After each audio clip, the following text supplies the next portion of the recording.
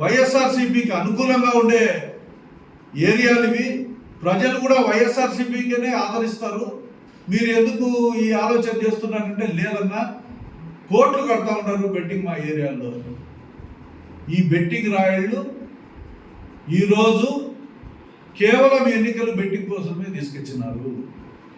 ఈ బెట్టింగ్ ద్వారా 100 కోట్ల రూపాయలు సంపాదించాలనే ఆలోచనతోనే చేసినారు.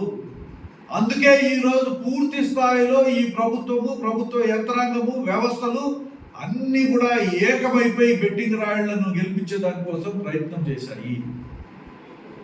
అందుకే నిన్నటి దినం పులివెందులలో కానీ, ఒంటిమిట్టలో కానీ సాక్షాత్తు మంత్రే పోలింగ్ బూతుల్లో దౌర్జన్యం చేయడం, వందలాది మందిని తీసుకొని 8 మంది ఎస్ఐలు, 10 మంది సిఐలు, ఒక డిఎస్పీ, ఒక ఎస్పీ ఎస్కాట్ పెట్టుకొని పోలింగ్ బూతుల మీద పడ్డము, లోపలికి దూరి వాకిళ్ళు వేసుకొని రిగ్గింగ్ చేయడం జరిగింది.